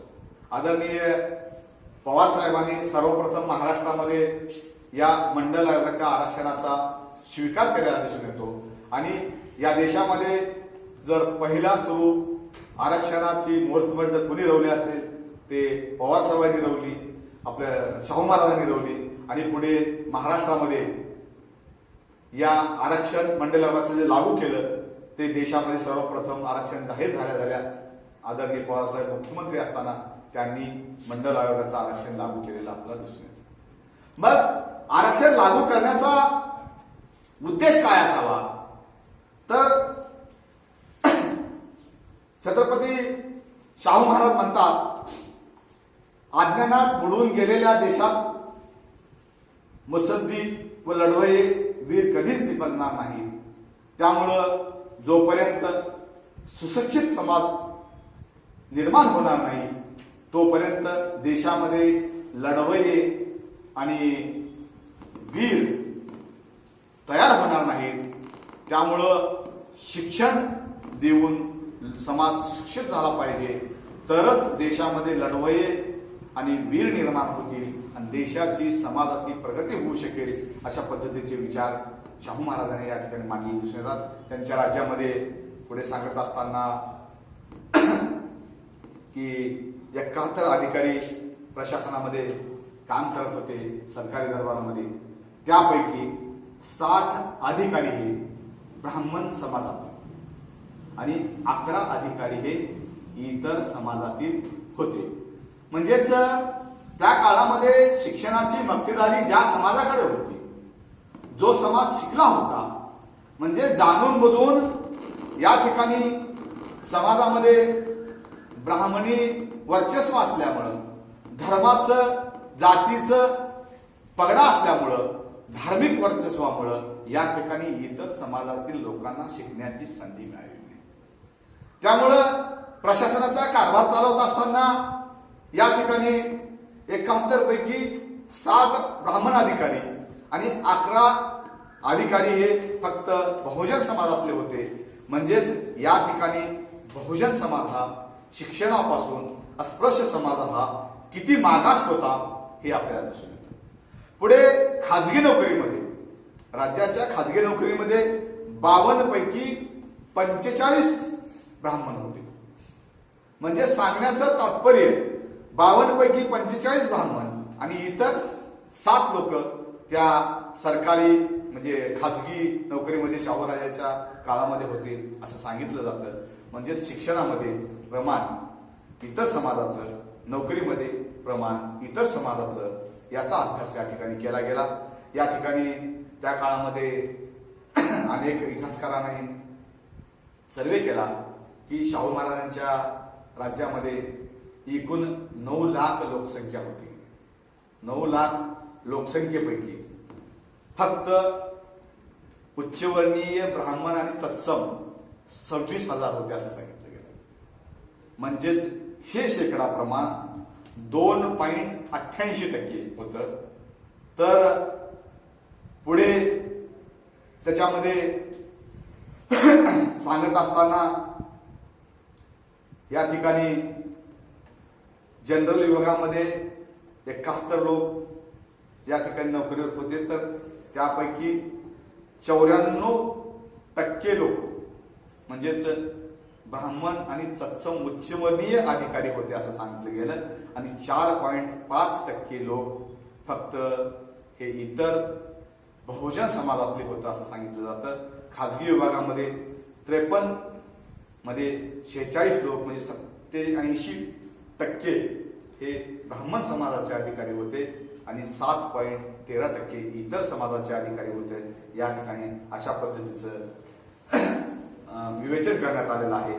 तर पुढे दुर्बल जातीतील व समाजातील लोकांना शिक्षण मिळावं, त्यांचा विकास व्हावा या उद्देशानं जेव्हा शिक्षणाच्या बाबतीमध्ये विचार केला गेला, शिक्षणाच्या बाबतीमध्ये विचार करत असताना या ठिकाणी दुर्बल जाती आणि आर्थिक, सामाजिक व राजकीय दृष्ट्या जोपर्यंत दुर्बल समाज सशक्त बनणार नाही, जोपर्यंत विद्या घोषित होणार नाही, तोपर्यंत या समाजाचा विकास होणार नाही अशा पद्धतीचे विचार या ठिकाणी मांडले गेले आहेत. 1952 साली म्हणजेच या ठिकाणी या बहुजनांचं शिक्षणाचं प्रमाण 62-63% वाढलं गेलं होतं असं सांगितलं जातं. यामध्ये आपण जर पाहिलं तर आपल्याला असं दिसून येईल की उच्चवर्णीय लोकांच्या शिक्षणाची मक्तेदारी कशी होती या ठिकाणी आकडेवारी या ठिकाणी जाहीर करण्यात आलेली आहे. त्यामध्ये 79.1% ब्राह्मण शिकलेले होते, 8.6% मराठा शिकलेले होते, 1.05 कुणबी समाजाचे शिकलेले होते, तर 7.05 मुस्लिम शिकलेले होते, तर 10.7 जैन, लिंगायत, इतर धर्मातील लोक शिकलेले होते. अशा पद्धतीचं या ठिकाणी विवेचन करण्यात गेलं. 1984 साली मागासवर्गीयाचे आणि बहुजनांचे सरकारी नोकरीतील सेवेतील प्रमाण 5.63% होते. तर तेच 1922 साली छत्रपती शाहूराजांच्या या पुढाकारामुळं किंवा छत्रपती शाहूराजांनी घेतलेल्या निर्णयामुळं हेच प्रमाण 62.11% गेलेलं आपल्याला दिसून येतं. म्हणजेच छत्रपती शाहूराजांनी जे आरक्षणविषयक धोरण असेल, शिक्षणविषयक धोरण असेल, यामध्ये आमूलाग्र असा बदल घडवून आणला.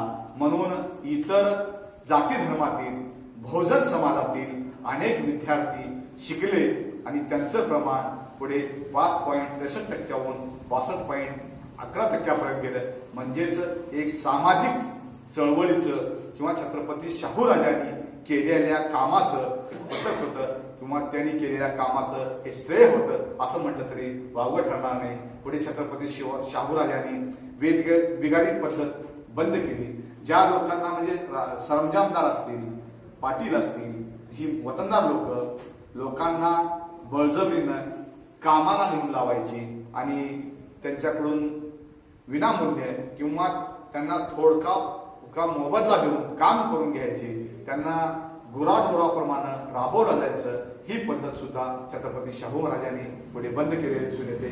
म्हणजे शिक्षणाबरोबरच सामाजिक चळवळ उभी केली. महारोग्याच्या बाबतीमध्ये असं सांगितलं जातं की नरसोबाच्या वाडीला जेव्हा दर्शनासाठी शाहू महाराज गेले तेव्हा त्यांना त्या ठिकाणी अनेक महारोगी, त्यांना बोटं नसलेली, हातापायाची बोटं तुटलेली, हात रक्तानं माखलेली, ती भीक मागत असताना दिसली. तेव्हा छत्रपती शाहू महाराजांनी त्यांच्यासाठी या ठिकाणी त्या काळच्या इंग्रज काळातल्या महाराणींना पत्र लिहून स्वतंत्र वसाहतीची स्थापना करायला लावली आणि या ठिकाणी महारोग्यांना सुद्धा न्याय मिळवून देण्याचं काम या ठिकाणी छत्रपती शाहू महाराजांनी केलेलं दिसून येतं. छत्रपती शाहू महाराजांनी राधानगरी हे धरण बांधलं. त्या काळामध्ये छत्रपती शाहू महाराजांनी शेतीला म्हणजे पाणी पुरवठा व्हावा, त्याचबरोबर पाणी पिण्याच्या पाण्याचा प्रश्न सुटावा या उद्देशानं राधानगरी कोल्हापूर पासून 55 किलोमीटर अंतरावरती राधानगरी धरण बांधलं आणि त्याचबरोबर त्या ठिकाणी राधानगरी हे शहर सुद्धा वसवलं. म्हणजे छत्रपती शाहू महाराज किती दूरदृष्टीचे नेते होते, त्यांनी किती दूरदृष्टीपूर्वक काम केलेलं आहे. त्यांच्या राज्यामध्ये सर्वांना कशी समानतेची वागणूक मिळाली, सर्वांना न्याय हक्काची वागणूक मिळाली. छत्रपती शाहू राजांनी अनेक त्यांच्या पदरी मल्ल सुद्धा सांभाळले होते. त्यांनी म्हणजे खेळाविषयी सुद्धा त्यांच्या मनामध्ये आपुलकीची भावना होती. म्हणजे आपल्या राज्यामध्ये अनेक मल्ल जोपासनाची परंपरा त्या काळापासून म्हणजे कोल्हापूरला मल्ल जोपासण्याची जी परंपरा आहे, अनेक व्यायामशाळा ज्या आहेत ते छत्रपती शाहू राजांच्या काळापासून सुरुवात झालेले आहेत असंही सांगितलं तर वावगं ठरणार नाही. त्यांनी अनेक ठिकाणी मुस्लिम समाजाच्या लोकांसाठी सुद्धा मस्जिदीसाठी जागा उपलब्ध करून दिलेले उदाहरणं इतिहासामध्ये आपल्याला सापडतात. सर्वच जाती धर्मातील लोकांना सोबत घेऊन राज्यकारभार केलेला, सर्वांना न्याय मिळवून दिलेला राजा म्हणून या ठिकाणी छत्रपती शाहू राजांचे विचार आपल्याला सांगता येऊ शकतात. पुढील काळामध्ये आजही आपण पाहतो अनेक ठिकाणी जातीय दंगली होतात, परंतु छत्रपती शाहू राजांच्या शिकवणीमुळं कोल्हापूरमध्ये असं सांगितलं की आजपर्यंत एकही जातीय दंगल झालेली नाही असं सांगितलं जातं. म्हणजेच छत्रपती शाहू राजांनी कशा पद्धतीचे त्यांच्या राज्यामध्ये संस्कार लोकांवरती केले होते हे आपल्याला या ठिकाणी नमूद करता येतं. त्यामुळं या ठिकाणी आज आपण वाचक संवादाच्या माध्यमातून या ठिकाणी आम्हाला संधी दिला. त्यामुळं वाचक संवादाच्या या सर्व ज्यांच्याकडून वाचक संवाद आयोजित केला गेला त्या सर्वांचा मी पुढील काळासाठी शुभेच्छा देतो आणि लोकांना विनंती करतो की कोरोनाच्या काळामध्ये आपण घराच्या बाहेर पडू नये. आपण शासनाने जे जे काही ठरवून दिलेले नियम असतील त्याचं पालन करावं आणि या महामारीमधून सर्वांनी सुरक्षित राहावं एवढंच या ठिकाणी सांगतो. माझे 2 शब्द संपवतो. जय हिंद, जय महाराष्ट्र.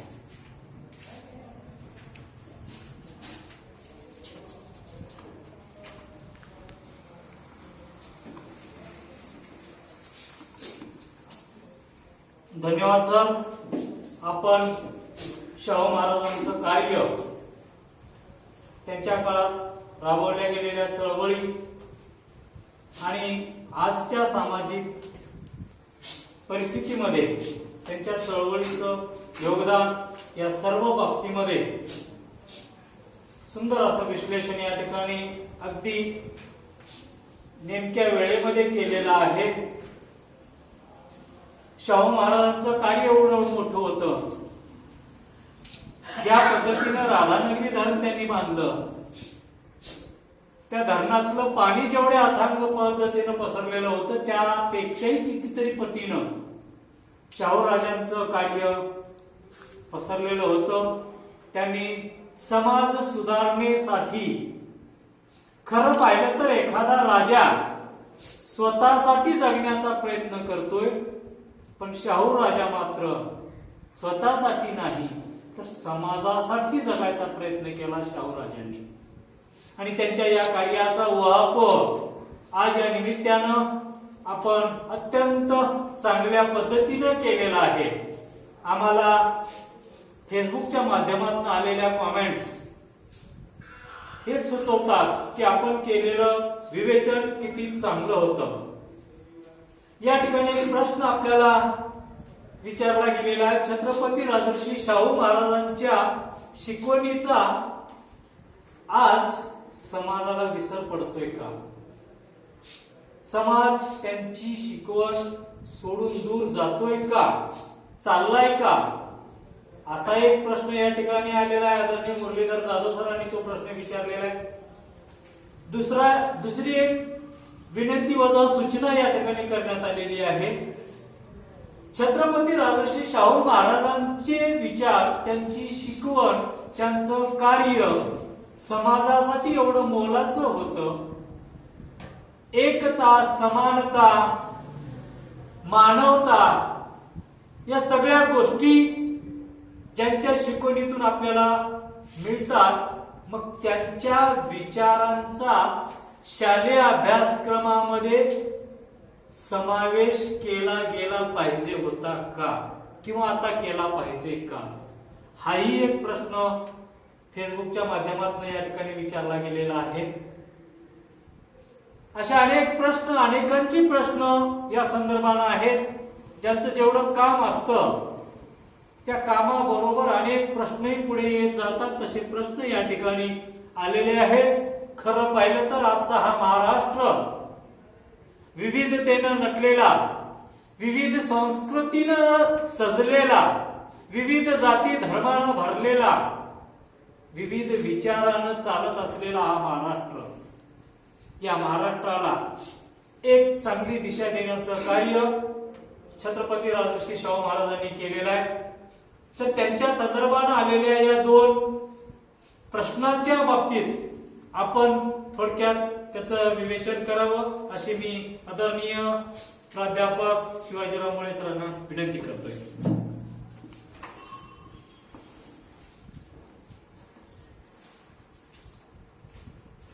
खरं म्हणजे शाहू महाराजांच्या विचारापासून आजचा समाज आणि राजकारण हे दूर जात आहे का, असाच प्रश्न आहे सर. हो. तर मी या अनुषंगानं बोलत असताना निश्चितपणे सांगू शकतो की छत्रपती शाहू महाराजांच्या विचारापासून समाज विचारापासून व राजकारणापासून राजकारण हे दूर जात आहे हे निश्चितपणे प्रत्येकाला मान्य करावं लागेल. कारण शाहू महाराजांनी जे आरक्षणाविषयी विचार मांडले आणि त्यामध्ये विचार मांडत असताना दुर्बल घटकातील ज्या समाजात किंवा आर्थिकदृष्ट्या मागास असलेल्या लोकांना याचा फायदा मिळाला पाहिजे आणि आर्थिकदृष्ट्या मागास किंवा सामाजिकदृष्ट्या मागास समाज हा पुढे आला पाहिजे, ही छत्रपती शाहू महाराजांची भूमिका. आज जर आपण पाहिलं तर मी माझ्या भाषण करत असताना सांगितलं की छत्रपती शाहू राजांनी 15% फी माफीची सवलत दिली होती, परंतु त्याचा फायदा आर्थिकदृष्ट्या सक्षम असलेले हुशार लोकच घेत होते. त्यामुळं त्यातलं 50% फायदा हा आर्थिकदृष्ट्या मागास असलेल्या लोकांना मिळाला पाहिजे असा कायदा केला होता. आरक्षणाच्या बाबतीत सांगत असताना हे निश्चितपणे आपल्याला मान्य करावं लागेल. आज जरी मंडल आयोगाप्रमाणे आरक्षण लागू झालं असलं तरी त्याचा फायदा हा शिकलेली, आर्थिकदृष्ट्या सक्षम असलेली लोकच घेत आहेत. त्याच समाजातील दुर्बल घटकातील, आर्थिकदृष्ट्या मागास असलेले त्याच जातीतील लोकांना त्याचा फायदा मिळत नाही हे कोणालाही मान्य करावं लागेल. कारण शिक्षणाची दारं, शैक्षणिक फीस असेल, सीबीएसई सारख्या शाळा असतील, यामध्ये शिकणारे विद्यार्थी आणि जिल्हा परिषदेच्या शाळेमध्ये शिकणारे विद्यार्थी या दोघांमध्ये अंतर पडायला लागला. मागासदृष्ट्या असलेल्या लोकांना अशा आधुनिक शिक्षणापासून किंवा जे एमपीएससी, यूपीएससी च्या सिलेबसचं शिक्षण जिल्हा परिषदेच्या शाळेमध्ये मिळत नाही हेही म्हणलं तर वावगं ठरणार नाही. त्यामुळं या ठिकाणी त्याच समाजामधल्या त्याच आर्थिक दुर्लभ असलेल्या घटकांना त्याचा लाभ मिळत नाही आणि हा समाज किंवा शाहू महाराजांच्या विचारापासून राज्यकर्ते व समाज बाजूला जात आहे हे म्हणायला या ठिकाणी वाव आहे. दुसरा मुद्दा, शालेय अभ्यासक्रमामध्ये शाहू महाराजांच्या विचारांचा किंवा अभ्यासक्रमामध्ये त्यांचा समावेश केला गेला पाहिजे का? निश्चितपणे या ठिकाणी शाहू महाराजांच्या विचारांचा, त्यांच्या चरित्राचा, त्यांनी चालवलेल्या राज्यकारभाराचा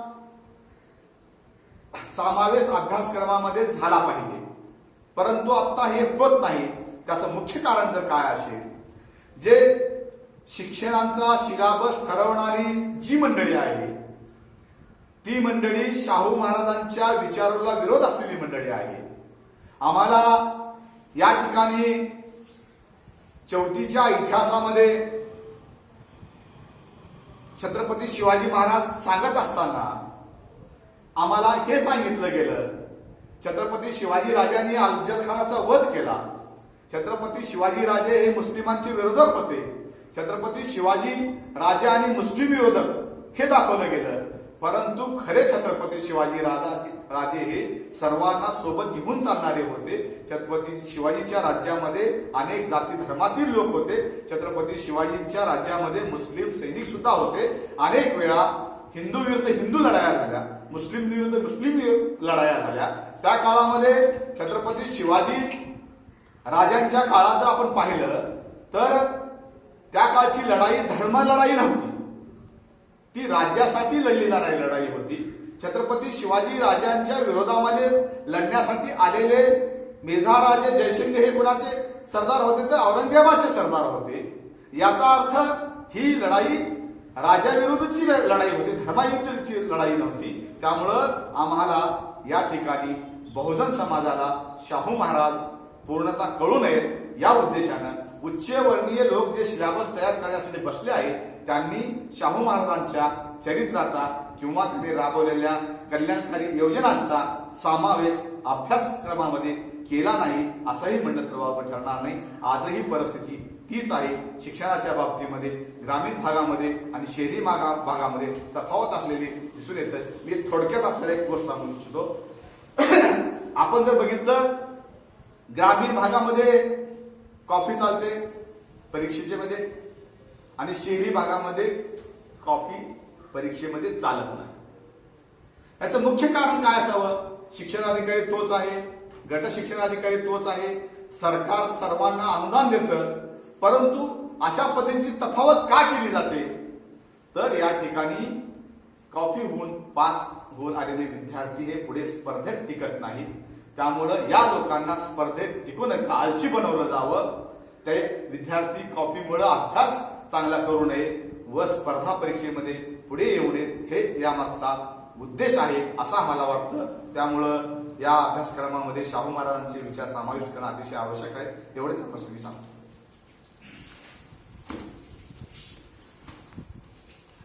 धन्यवाद सर. खूप चांगल्या पद्धतीनं आपण या विचारांचं मार्गदर्शन देखील या ठिकाणी केलेलं आहे. आपण चांगल्या पद्धतीनं बोलत आहात याबद्दल अभिनंदन करणारे मेसेज खूप आलेले आहेत. आपल्या सर्वांच्या सुपरिचित असणारी लातूरला एक नवी ओळख करून देणारे सीओ आदरणीय प्रवीणजी गेडाम साहेब त्यांच्या मातोश्री सध्या लाईव्ह आहेत आणि त्यांनी प्रश्न विचारलेला आहे. आपण शाहू महाराजांच्या वरती खूप सुंदर बोलत आहात आणि मला हे आवडलं, परंतु पुस्तकाचं पूर्ण नाव आणि लेखकाचं नाव मात्र मला कळालेलं नाही असं ताईंचं म्हणणं आहे. आम्ही मेसेज मध्ये तसं पाठवलेलं आहे.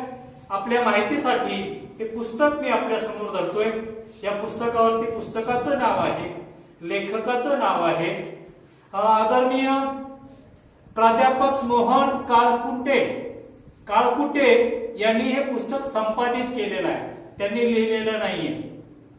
संपादित केलेलं हे पुस्तक छत्रपती राजर्षी शाहू महाराजांचे कार्य, भारतीय समाज सुधारकांच्या चळवळीमध्ये त्याचे ऐतिहासिक महत्व हे या पुस्तकाचं नाव आहे आणि प्राध्यापक मोहन काळकुटे यांनी हे विचार संपादित केलेले आहेत. या ठिकाणी हा कार्यक्रम पाहणाऱ्यांची यादी खूप मोठी आहे. अनेकांनी या कार्यक्रमाला लाईव्ह पाहिलेला आहे. यममोहन भीम हंगरगे पाहत आहेत, त्यांचं मी धन्यवाद देतोय. प्रसिद्ध साहित्यिका लातूर मधून ज्यांचे साऱ्या महाराष्ट्रभरच नाही तर देशात नाव असलेल्या आदरणीय उर्मिला चाकूरकर ताई त्याही या ठिकाणी लाईव्ह मध्ये पाहायला लागलेल्या आहेत. साहित्यिक असणाऱ्या शांताताई गिरवणे याही पाहायला लागलेल्या आहेत. याचबरोबर दुर्गेश रवंदे हेही या ठिकाणी पाहायला लागलेले. त्याचबरोबर रोशन मुल्ला आमचे पत्रकार बंधू तेही लाईव्ह आहेत. याचबरोबर शिवशंकर बडियाविनी हे व्यवसायानं टेलर आहे. मला त्यांची जाणीवपूर्वक आठवण करून द्यावी वाटते. टेलरचा धंदा जास्त जोमात त्याचा चालत नसला तरी या चळवळी चालल्या पाहिजेत. अशा चळवळींना प्रत्येकानं बळ दिलं पाहिजे, ही त्यांची मनातून तळमळ. आणि या तळमळीपोटी त्यांनी या चळवळीसाठी 5,000 रुपये जाहीर केले.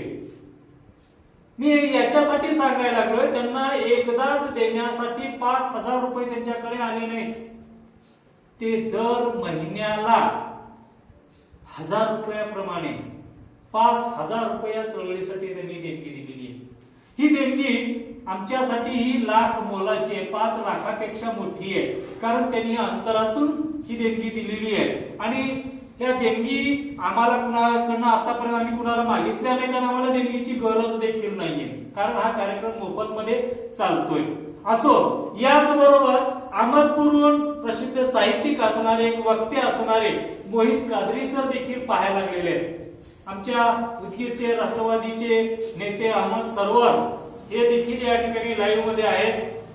या ठिकाणी मी नावं घेत बसलो तर खूप मोठी यादी या ठिकाणी आहे. प्राध्यापक डॉक्टर वसंत बिरादार हे लोह्याहून पाहायला लागलेले आहेत, आम्हाला ऐकायला लागलेले आहेत. या सगळ्यांच्या सहकार्यातनं हा कार्यक्रम या ठिकाणी चालू आहे. हा कार्यक्रम आपल्यापर्यंत पोहोचवण्याचं सहकार्य आम्हाला सगळ्यात महत्वाचं तंत्रसाह्य केलेलं आहे ते आदरणीय अजित शशिकलाताई जनार्दन रंगदळ, जे हवगी स्वामी महाविद्यालयाचे ग्रंथपाल आहेत. ते एक्सपर्ट आहेत या मीडियामध्ये आणि त्यांच्या सहकार्यातनं आज हा कार्यक्रम फेसबुक आणि युट्यूब दोन्हीवरही लाईव्ह आहे. हा कार्यक्रम आपण पाहू शकतो. असो, या ठिकाणी सरांनी खूप सुंदर असं मोलाचं मार्गदर्शन या ठिकाणी केलेलं आहे.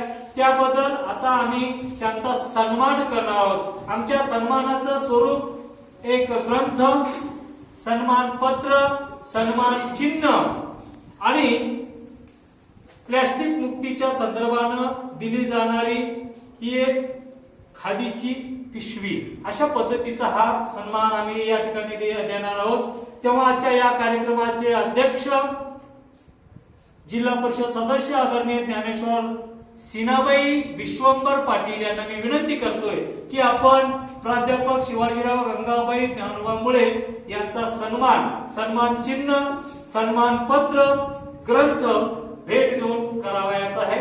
आपण यावं सर, फोटो घ्या सर.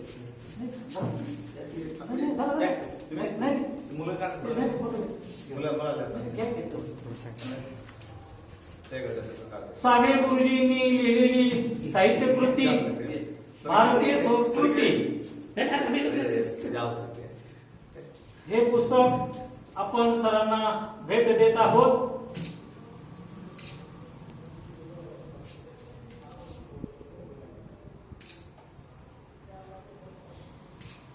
धन्यवाद सर.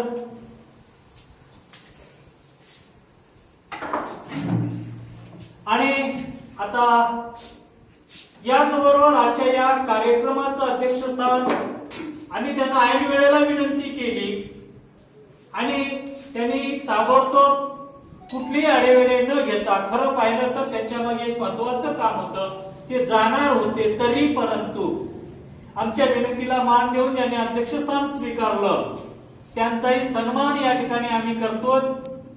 तेव्हा या हवगी स्वामी महाविद्यालयाचे ग्रंथपाल आदरणीय अजित रंगदळ सर यांना आम्ही विनंती करतोय की आपण आजच्या कार्यक्रमाचे अध्यक्ष आदरणीय ज्ञानेश्वर सिनाबाई विश्वंभर पाटील, जिल्हा परिषद सदस्य यांचा सत्कार ग्रंथभेट देऊन करायचा आहे.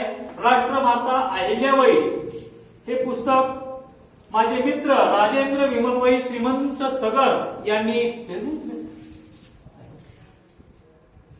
हे दिलेला ग्रंथ सरांना भेट देऊन त्याचा सन्मान या ठिकाणी केला जातोय. धन्यवाद सर. तर ज्यांनी हा कार्यक्रम लाईव्ह मध्ये पाहिलेला आहे, ऐकलेला आहे, त्यांचे आम्ही ऋणी आहोत. ज्यांना पाहता आलं नाही, काही अडचणीनं ऐकता आलं नाही, त्यांना युट्यूबवर कधीही हा कार्यक्रम आता पाहायला मिळणार आहे. माझ्या फेसबुक पेजवर देखील हा कार्यक्रम मी पुन्हा प्रक्षेपित करणार आहे, तो पाहू शकता. तर असो, यानंतर या कार्यक्रमाचे अध्यक्ष आदरणीय ज्ञानेश्वरजी पाटील सरांना मी विनंती करतोय की आपण या कार्यक्रमाचा अध्यक्षीय समारोप करावा.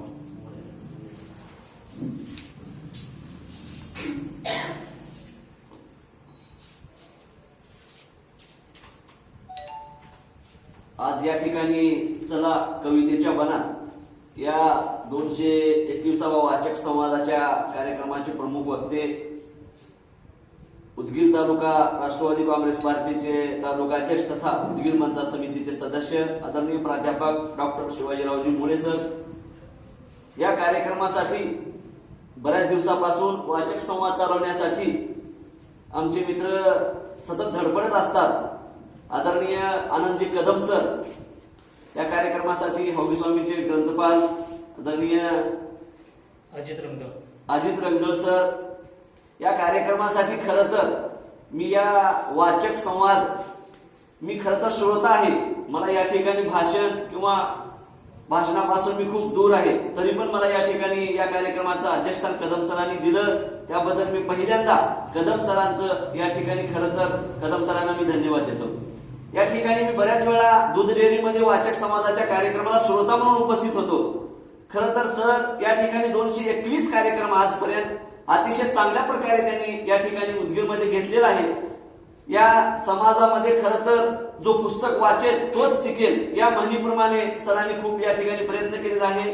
आपण सर्वजण खूप विद्वान या ठिकाणी या वाचक संवादामध्ये किंवा लेखनामध्ये आपण खूप मोठे श्रोते आपण या ठिकाणी आहोत. खरं तर या ठिकाणी मला या जास्त न बोलता मी या कार्यक्रमाचं मला अध्यक्षस्थान दिलं, त्याबद्दल मी आपल्या परत एकदा सर्वांचे धन्यवाद देतो आणि हा कार्यक्रम या ठिकाणी संपला असं मी जाहीर. धन्यवाद सर. या ठिकाणी सुंदर असा अध्यक्षीय समारोप आपण केलेला आहे. आमच्या सर्व रसिकांना मी विनंती करतोय, यानंतरचा 222वा हा कार्यक्रम वाचक संवादाचा तो देखील अशाच पद्धतीने लाईव्ह राहणार आहे. आणि यावेळेस आपल्याशी संवाद साधणार आहेत आपल्या सर्वांचे लाडके सीओ असणारे, आवडते सीओ असणारे प्रवीणजी गेडाम यांच्या मातोश्री लक्ष्मी कमल गेडाम या सध्या दिल्लीमध्ये आहेत आणि त्या दिल्लीतून थेट लाईव्ह आपल्याशी संवाद साधणार आहेत. हा कार्यक्रम येत्या 4 तारखेला ऑगस्टच्या पहिल्या सोमवारी संपन्न होणार आहे. तोही कार्यक्रम आपण घर बसल्या ऐकावा, पाहावा अशी मी विनंती करतोय. आणि यानंतर या कार्यक्रमाचा आभार मानण्याची विनंती मी आदरणीय बालाजी सुवर्णकर सर यांना मी करतोय की आपण या कार्यक्रमाचं आभार मानावं.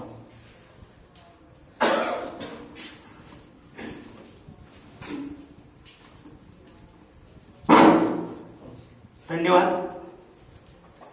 आजच्या या कोरोनाच्या महामारीच्या काळामध्ये देखील चला कवितेच्या बना अंतर्गत 221व्या वाचक संवाद हा खरोखरच अतिशय सुंदर असा झालेला आहे. आणि छत्रपती राजर्षी शाहू महाराजांच्या कार्याचे भारतातील समाज सुधारकांच्या चळवळीमध्ये ऐतिहासिक महत्व संपादक प्राध्यापक मोहन काळकुटे संपादित यांनी केलेल्या कार्याबद्दल आदरणीय आमचे ज्येष्ठ नेते, आम्हाचे मार्गदर्शक, राष्ट्रवादी काँग्रेसचे तालुका अध्यक्ष तथा आमचे गुरुजन देखील म्हणायला हरकत नाही असे आदरणीय प्राध्यापक शिवाजीरावजी मुळे सरांनी अतिशय सुंदर असा या ठिकाणी या साहित्य कृतीवर संवाद साधलेला आहे. त्याबद्दल त्यांची मी चला कृतीच्या वनाच्या वतीने मी मनपूर्वक हार्दिक आभार व्यक्त करतो, स्वागत करतो. याचबरोबर राजकारणात असून देखील समाजकार्य करण्याची ज्यांना आवड असते असे आदरणीय ज्ञानेश्वर पाटील साहेब जिल्हा परिषद सदस्य हे आजच्या या कार्यक्रमाला अध्यक्ष म्हणून उपस्थित राहिले. त्याबद्दल त्यांचीही मी चला कृतीच्या बना अंतर्गत मी मनापासून हार्दिक आभार व्यक्त करतो. तसेच ज्यांनी हा यूट्यूबवर आणि फेसबुक लाईव्हवर ज्यांनी हा कार्यक्रम पाहिला त्यांचेही मी मनापासून हार्दिक आभार व्यक्त करतो. तसेच आज दीप अमावस्यानिमित्त माझ्या या सर्व भारतवासियांना चला कवितेच्या बनांतर्गत मी मनापासून हार्दिक शुभेच्छा देतो आणि ही लवकरच आपण कोरोनामुक्त होण्यासाठी आपण सर्वांनी प्रशासनाला घरात राहून सहकार्य करूया हीच मी आपल्याकडून या प्रसंगी अपेक्षा व्यक्त करतो. हा कार्यक्रम यशस्वीरित्या करण्यासाठी आम्हाला या सभागृहाचे संचालक YPSCचे संचालक अकॅडमीचे संचालक यांनी हे सभागृह उपलब्ध करून दिले, त्याबद्दल त्यांचेही मी या ठिकाणी मनापासून आभार व्यक्त करतो. हा कार्यक्रम यशस्वीरित्या पार पाडण्यासाठी प्राध्यापक मुळे सरांचे चिरंजीव देखील यांनी खूप सहकार्य केलं, त्यांचेही मी पुन्हा एकदा मी अभिनंदन व्यक्त करतो, आभार व्यक्त करतो. मला जाता जाता एवढं सांगावं असं वाटतं की माँ की ममता बरसे चांद सितारों जैसी, माँ की ममता बरसे चांद सितारों जैसी, मुळे परिवार की कीर्ति बढ़े सूरज किरणों जैसी, सूरज किरणों जैसी, सूरज किरणों जैसी. शुभ रात्रि, गुड नाईट. ओके, थँक्यू, धन्यवाद.